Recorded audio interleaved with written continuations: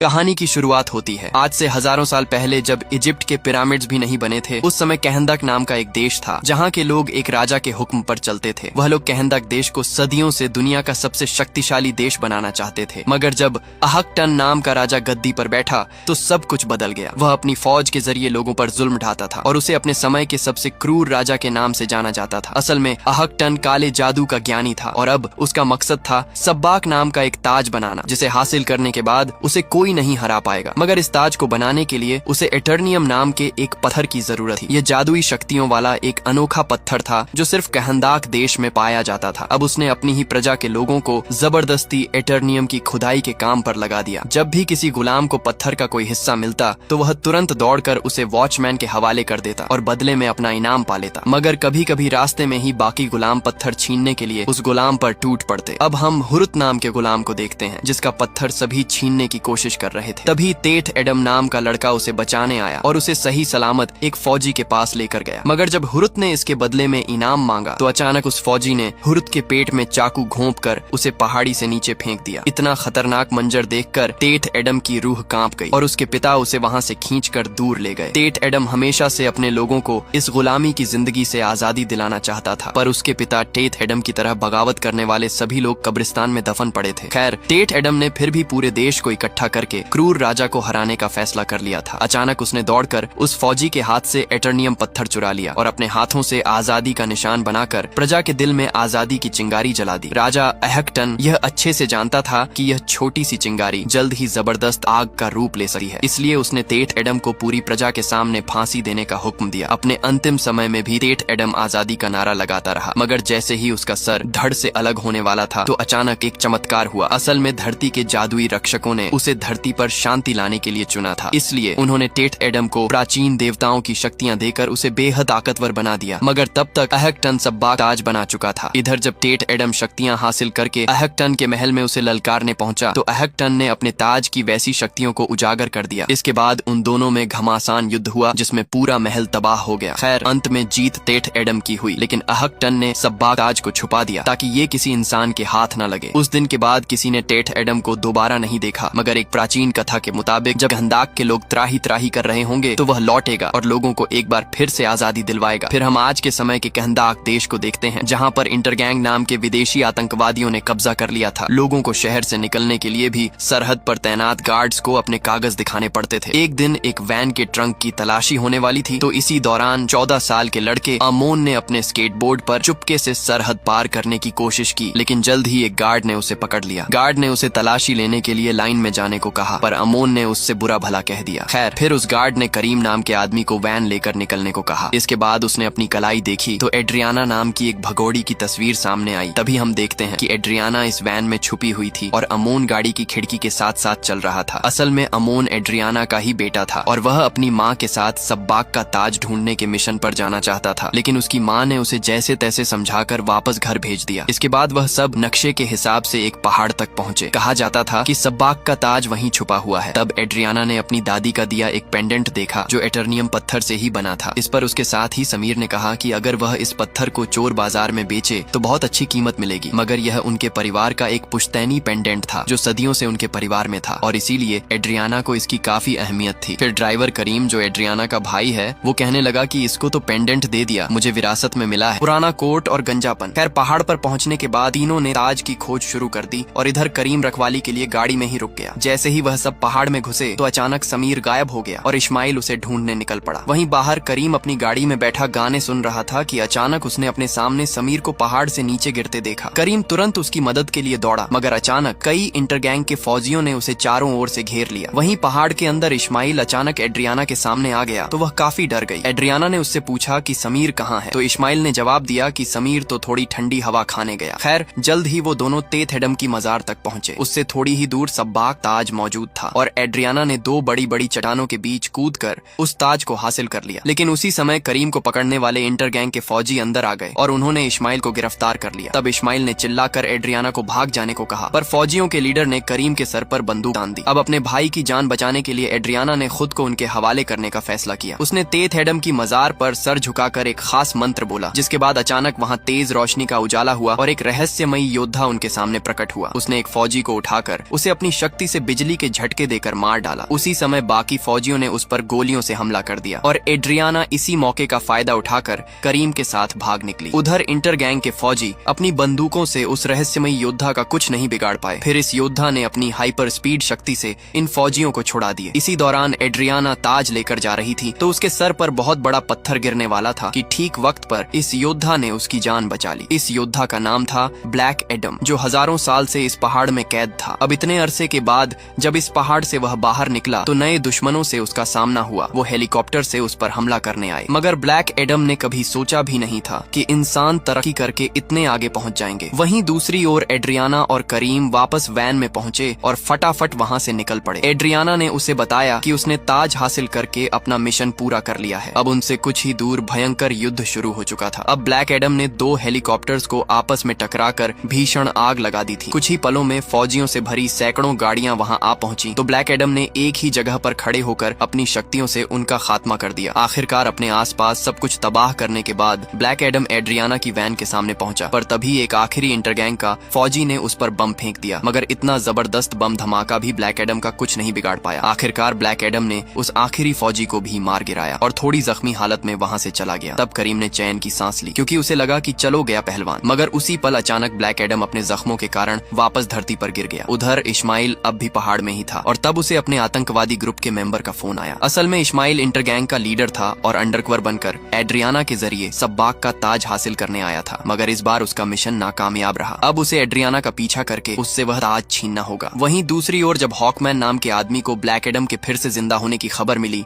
तो उसने अपनी सुपर हीरोज की टीम को तुरंत काम पर लगने का हुक्म दिया। इस टीम में साइक्लोन नाम की लड़की थी जिसके पास हवा को काबू करने की ताकत थी। दूसरा था एटम स्मैशर नाम का लड़का जिसके पास अपने शरीर का आकार बढ़ाने की शक्ति थी। इसके अलावा टीम का सबसे ताकतवर आदमी था डॉक्टर फेट। खैर, अब वो तीनों हॉकमैन के बुलावे पर यूएसए में उसके बंगले में पहुंचे। जल्द ही उन्हें पता चला कि वो एक इंटरनेशनल मिशन के लिए जाने वाले हैं। हॉकमैन चाहता था कि वह सब गंदाक जाकर ब्लैक एडम नाम के एक सुपर ह्यूमन को पकड़कर उसके सामने लाएं। इनकी टीम का नाम था जस्टिस सोसाइटी और जल्द ही वो सब एक सुपर शिप में बैठकर निकल पड़े। हॉकमैन ने बताया कि इस शिप को तबाह नहीं किया जा सकता क्योंकि इसका बाहरी हिस्सा एक खास मेटल से बना है। खैर, कुछ घंटों बाद जब ब्लैक एडम की आंख खुली तो वह अमोन के कमरे में था। उसने बिस्तर से उठकर अपनी ताकत से अपनी सारी चोटें ठीक कर ली। तब उसे पता चला कि उसे पहाड़ में कैद हुए 5000 साल गुजर चुके थे। वहीं लिविंग रूम में एड्रियाना उस कीमती ताज पर रिसर्च कर रही थी। तभी उसे ताज के अंदर की तरफ कुछ शब्द लिखे हुए दिखाई दिए। उस पर लिखा था कि जिंदगी ही मौत का जरिया है। वहीं अमोन ने अपने कमरे में ब्लैक एडम को बताया कि जब से तुम गायब हुए थे तो कहंदाक शहर पर दूसरे देशों ने कब्जा कर लिया और यहाँ के लोगों को गुलाम बना लिया, लेकिन कहंदाक के लोगों ने ब्लैक एडम की मूर्ति बनाई क्योंकि उन्हें पूरा यकीन था कि एक ना एक दिन ब्लैक एडम उन्हें बचाने के लिए जरूर लौटेगा। मगर यह सब सुनकर ब्लैक एडम ने कहा कि मैं कोई हीरो नहीं हूँ और अचानक दीवार तोड़ते हुए वहाँ से निकल गया। अब ब्लैक एडम एक नई दुनिया की खोज में निकल पड़ा तो पीछे से अमोन ने अपने कमरे में मौजूद खुफिया रास्ते से उसका पीछा किया ताकि उसकी माँ को पता न चले। वहीं दूसरी ओर जस्टिस सोसाइटी की शिप कहंदाक में पहुंचने ही वाली थी तो डॉक्टर फेट ने पूरी टीम को प्लान समझाया। उन्होंने कहा कि अगर उन्हें ब्लैक एडम को पकड़ना है तो उसके मुंह से शजाम बुलवाना होगा। ऐसा करते ही ब्लैक एडम की सारी शक्तियां खत्म हो जाएंगी और उसे पकड़ने में कोई परेशानी नहीं होगी। उधर अमोन ने भागते हुए एक फौजी का रेडियो चुरा लिया और बाकी फौजियों को यह मैसेज भेजा कि कहंदाक का चैंपियन वापस लौट आया है। तभी फौजियों ने उसका पीछा किया पर वह अपने स्केटबोर्ड पर भाग निकला और उसने अपने हाथों से एक ट्रायंगल बनाकर ब्लैक एडम को सिग्नल भेजने की कोशिश की, लेकिन कुछ ही पलों में फौजियों ने अमोन को गिरफ्तार कर लिया और उसकी माँ उसे बचाने आई। एड्रियाना ने जैसे तैसे गार्ड्स को समझाकर अमोन को छुड़ा लिया, पर जल्द ही फौजियों को पता चल गया कि वो भी एक वांटेड क्रिमिनल है तो उसने तुरंत भागने की कोशिश की और तभी ब्लैक एडम उन्हें फौजियों से बचाने आ पहुंचा। अचानक एक गार्ड ने उसके सर पर लोहे के सरिये से वार किया तो ब्लैक एडम ने उसे उठाकर हवा में बहुत दूर फेंक दिया। जल्द ही फौजियों ने उस पर गोलियां चला दी तो चैंपियन ने उन्हें भी एक एक करके खत्म कर दिया। जैसे ही वह 2 दुश्मनों को लेकर हवा में उड़ा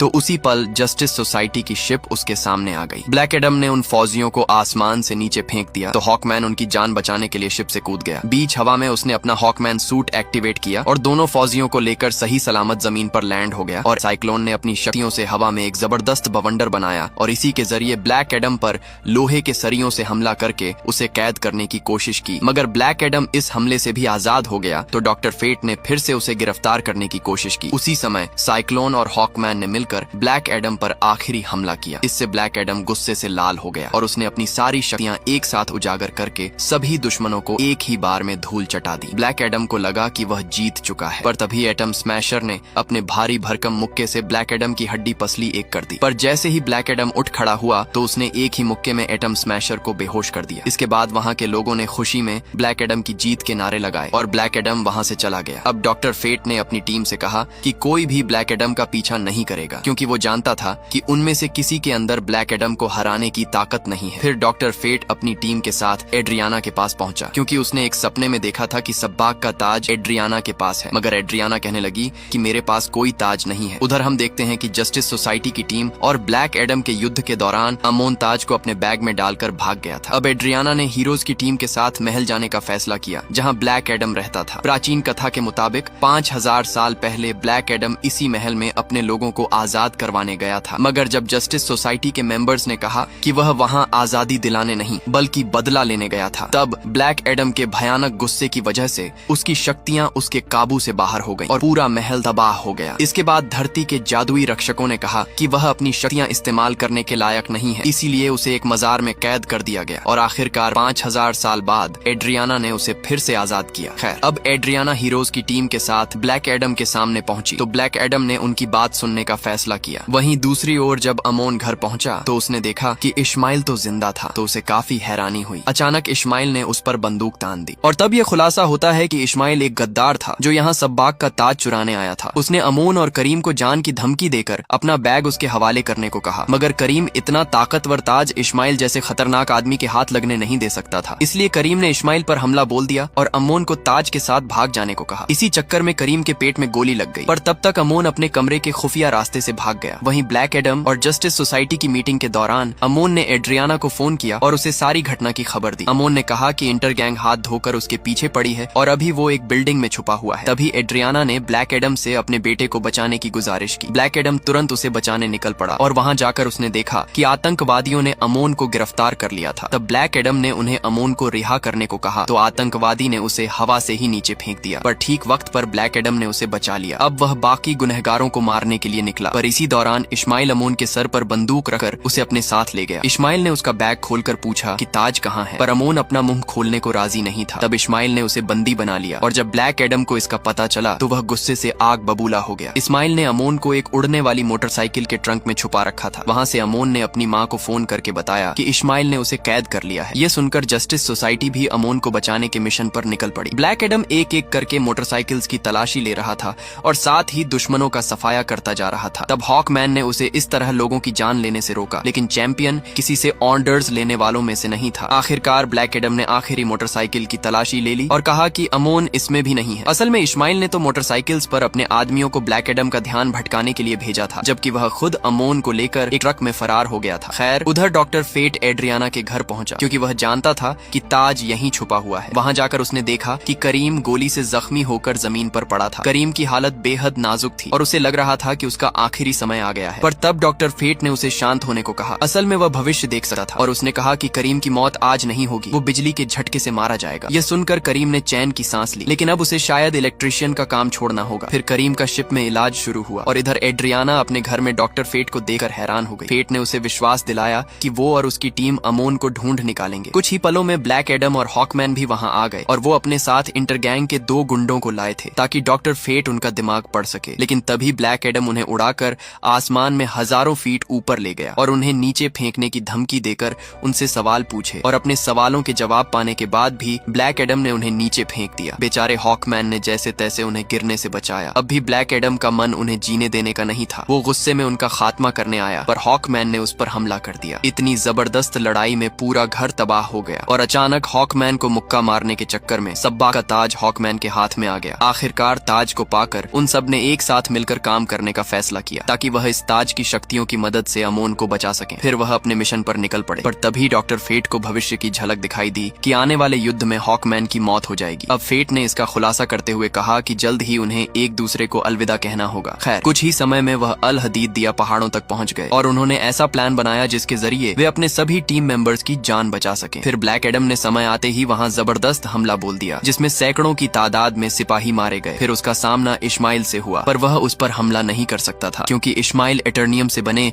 एक सुरक्षा कवच के अंदर था। जल्द ही बाकी टीम भी वहां आ पहुंची और जब एड्रियाना ने अपने बेटे के सर पर बंदूक देखी तो उसने ताज इस्माइल के हवाले करके उसकी जान बचाने का फैसला किया। आखिरकार सब्बाक का ताज को हासिल करके इस्माइल ने खुलासा किया कि वह राजा अहकटन का आखिरी वंशज है। अब इस ताज को पाकर वह कहंदाक का अगला राजा बनने को तैयार था। फिर उसने सब्बाक ताज पर लिखा मंत्र पढ़कर अपना सुरक्षा कवच बंद किया और अमोन पर गोली चला दी। मगर ऐन वक्त पर ब्लैक एडम ने अपनी सुपर स्पीड शक्तियों की मदद से अमोन को गोली लगने से पहले ही बचा लिया। इस दौरान ब्लैक एडम को इतना गुस्सा आ चुका था कि उसकी शक्तियां एक बार फिर बेकाबू हो गईं और पूरा पहाड़ तबाह हो गया। खुशकिस्मती से जस्टिस सोसाइटी टीम के सुरक्षा कवच की बदौलत एड्रियाना और अमोन की जान बच गई, पर अब अमोन को जल्द से जल्द इलाज के लिए भेजना होगा। वहीं एटम स्मैशर को इस्माइल के जल चुके शरीर पर ताज मिला और वो उसे शिप में ले आया। इधर हॉकमैन ब्लैक एडम के पीछे गया और उसने देखा कि ब्लैक एडम महल के सामने अपने बेटे तेथ एडम की मूर्ति को देख रहा था। असल में धरती के जादुई रक्षकों ने दिव्य शक्तियां देने के लिए तेथ एडम को चुना था ताकि वह लोगों को आजादी दिला सके। पर जब तेथ एडम बार बार जीत रहा था तो राजा अहकटन ने उसके माँ बाप को बंदी बना लिया। जब वह उसके पिता को मौत के घाट उतारने वाले थे तो ऐन वक्त पर तेथ एडम ने अपनी सारी शक्तियां अपने पिता को देकर उनकी जान बचाई। मगर वह नहीं जानता था कि आज उसकी जिंदगी का आखिरी दिन होगा, क्योंकि अपनी शक्तियां अपने पिता को देने के बाद दूर से एक तीरंदाज ने सीधा तेथ एडम के दिल पर निशाना लगाया, जिससे उसकी मौके पर ही मौत हो गई। ये देखकर उसके पिता ब्लैक एडम जानता था कि उसका बेटा उसके बार बार बेकाबू होने पर खुश तो नहीं होगा, तो ब्लैक एडम ने अपनी सारी शक्तियां छोड़ने का फैसला किया। इसका जिम्मा उसने हॉकमैन को सौंपा और उससे वादा लिया कि शक्तियां छोड़ने के बाद वह कभी शजाम शब्द न बोले। इसकी वजह यह थी कि बिना शजाम कहे ब्लैक एडम दोबारा कभी अपनी शक्तियां हासिल नहीं कर पाएगा। अब हॉकमैन उसे पानी के नीचे मौजूद एक लैब में ले गया और एमिलिया हारकोर्ट नाम की एक साइंटिस्ट और उसकी टीम के हवाले कर दिया। एमिलिया ने हॉकमैन से वादा किया कि आज के बाद ब्लैक एडम के मुंह से एक भी शब्द नहीं निकलेगा। असल में वहाँ उसने कई और खूंखार लोगों को अपनी कैद में रखा हुआ था। लेकिन तभी हम देखते हैं कि शिप के मॉर्ग में इस्माइल की लाश में कुछ अजीबोगरीब हलचल हो रही थी। वहीं डॉक्टर फेट को बार बार एक ही झलक दिखाई दे रही थी। उसे समझ नहीं आ रहा था कि आखिर यह क्यों हो रहा है, जबकि उनका मिशन तो पूरा हो चुका है। डॉक्टर फेट को डर था कि अगर हॉकमैन की मौत हो गई तो जस्टिस सोसाइटी जल्द ही खत्म हो जाएगी। उधर एड्रियाना को यह यकीन नहीं हो रहा था कि उन्होंने इतनी आसानी से इस्माइल को कैसे हरा दिया। तभी उसे ताज पर लिखा मंत्र याद आया, जिसका मतलब था जिंदगी ही मौत का जरिया है। लेकिन मरने से पहले इस्माइल ने उल्टा मंत्र पढ़ा था, यानी उसने कहा था कि मौत ही जिंदगी का जरिया है। अब एड्रियाना ने तुरंत ताज को उल्टा किया तो उसे एहसास हुआ कि ताज को उल्टा करके उल्टा मंत्र पढ़ने से वो भी सच हो जाएगा। इसलिए इस्माइल ने मरने से पहले यह मंत्र पढ़ा था। तब जाकर एड्रियाना को समझ आया कि इस्माइल का तो प्लान ही यह था कि ब्लैक एडम उसे मार दे। इस तरह वह मरने के बाद फिर से जिंदा हो जाएगा और कहंदाक की गद्दी पर कब्जा कर लेगा। जैसे ही एड्रियाना ने यह गुत्थी सुलझाई तो ताज अचानक गायब हो गया और समुद्र की गहराइयों से सब्बाक जाग उठा। उसी समय हॉकमैन ने उस पर मिसाइल से हमला बोल दिया, पर सब्बाक ने उनकी शिप ही तबाह कर दी। आखिरकार जस्टिस सोसाइटी ने मिलकर सब्बाक को गद्दी पर बैठने से रोकने का फैसला किया, क्योंकि अगर ऐसा हुआ तो फिर उसे कोई नहीं हरा पाएगा। अब हॉकमैन ने अपने साथियों की मदद से सब्बाक को जख्मी कर दिया और जब सब्बाक ने उस पर हमला किया तो वह बेहोश होकर गिर पड़ा। तब डॉक्टर फेट को एहसास हुआ कि उसकी भविष्यवाणी सच होने वाली है, तो उसने महल के चारों तरफ एक सुरक्षा कवच बनाकर अपनी टीम को अंदर जाने से मना कर दिया। डॉक्टर फेट अपने जिगरी दोस्त हॉकमैन की जान बचाने के लिए अपनी जान की बाजी लगाने को तैयार था। आज पहली बार ऐसा मौका आया था जब वह यह नहीं बता पा रहा था कि भविष्य में क्या होने वाला है। इधर हॉकमैन अपने दोस्त को यूं ही जाने नहीं दे सकता था, इसलिए उसने सुरक्षा कवच तोड़ने की कोशिश की, पर वह नाकामयाब रहा। वहीं डॉक्टर फेट अपनी टीम को बाहर छोड़कर सब्बाक को रोकने पहुंचा। उसे उम्मीद थी कि ब्लैक एडम सब्बाक को हराने में उसकी मदद करने आएगा। इस लड़ाई के दौरान डॉक्टर फेट ने ब्लैक एडम को सिग्नल भेजा कि सिर्फ वही सब्बाक को हरा सकता है। अब फेट ने अपनी शक्तियों से ब्लैक एडम को बेड़ियों से आजाद कर दिया, तो वहाँ के गार्ड्स ब्लैक एडम को रोकने के लिए दौड़े, लेकिन अपनी शक्तियां खोने के बावजूद भी ब्लैक एडम गार्ड्स को हराकर समुद्र में कूद गया। उसी पल सब्बाक ने डॉक्टर फेट पर आखिरी वार किया, जिसके बाद महल का सुरक्षा कवच टूट गया। हॉकमैन को एहसास हुआ कि उसका दोस्त अपनी आखिरी सांसें गिन रहा है, तो वो तुरंत उसकी जान बचाने दौड़ा, लेकिन जब वो फेट के पास पहुंचा तो फेट मर चुका था। आखिरकार सब्बाक गद्दी पर जा बैठा और एक जबरदस्त आग भड़क उठी, जिसके बाद वो कहंदाक का राजा बन गया। ऐसा करते ही पाताल से उसकी शैतानी फौज बाहर आई और आम लोगों पर हमला करने लगी। एड्रियाना उनका सामना करने को तैयार थी, और तभी उसका भाई वैन में वहाँ आ गया। करीम को इन जॉम्बीज का कोई डर नहीं था, क्योंकि डॉक्टर फेट ने कहा था कि वह बिजली के झटके से मरेगा। इधर एड्रियाना के कहने पर अमोन ने जॉम्बी से लड़ने के लिए आम लोगों की मदद मांगी। उधर ब्लैक एडम ने समुद्र से बाहर आकर शजाम बोला और उसी पल उसकी शक्तियां वापस आ गईं। उधर सब्बाक ने अपना कब्जा करने के लिए तेथ एडम की मूर्ति गिरा दी और यह सीधा अमोन के ऊपर गिरने ही वाली थी कि ठीक वक्त पर ब्लैक एडम ने आकर उसे बचा लिया। इसके बाद वह सीधा सब्बाक का मुकाबला करने पहुंचा और हॉकमैन की जान बच बच गई। उसी समय ब्लैक एडम और सब्बाक के बीच घमासान युद्ध शुरू हो गया। कुछ ही पलों में सब्बाक उस पर भारी पड़ने लगा तो हॉकमैन ने बीच में आने का फैसला किया। उसने सब्बाक पर हमला किया पर वो खुद ही जख्मी हो गया, जैसा कि डॉक्टर फेट ने भविष्य में देखा था। लेकिन सच तो यह था कि यह हॉकमैन का असली शरीर नहीं था। असल में हॉकमैन ने फेट के हेलमेट की मदद से अपने शरीर की कई कॉपीज बना ली थी और उन्होंने एक साथ सब्बाक पर हमला किया। इधर ब्लैक एडम ने अपनी जबरदस्त ताकत से सब्बाक के शरीर के 2 हिस्से कर दिए और उसी पल पाताल के सभी जॉम्बीज गायब हो गए। ऐसा करते ही आम लोग जीत के नारे लगाकर खुशी से झूम उठे। आपसी मनमुटाव के बावजूद ब्लैक एडम और हॉकमैन ने दोस्ती का हाथ बढ़ाया। अंत में डॉक्टर फेट का हेलमेट अपना काम पूरा करने के बाद अपने आप ही गायब हो गया। फिर जस्टिस सोसाइटी ने ब्लैक एडम को पकड़ने का मिशन छोड़ दिया क्योंकि उसने अब सबकी जान बचाई थी। आखिरकार पूरी टीम यूएसए लौट गई और इधर ब्लैक एडम खंदाक के सिंहासन पर बैठा। वहाँ के लोगों ने उसे उनका राजा बनकर देश चलाने को कहा, मगर ब्लैक एडम ने एक ही पल में सिंहासन को तोड़कर उसका किस्सा ही खत्म कर दिया। ब्लैक एडम ने कहा कि वह कहंदाक का राजा नहीं बल्कि उनका रक्षक बनकर काम करना चाहता है और अब कहंदाक हमेशा के लिए आजाद रहेगा। वीडियो पसंद आई तो लाइक कर देना, चैनल को सब्सक्राइब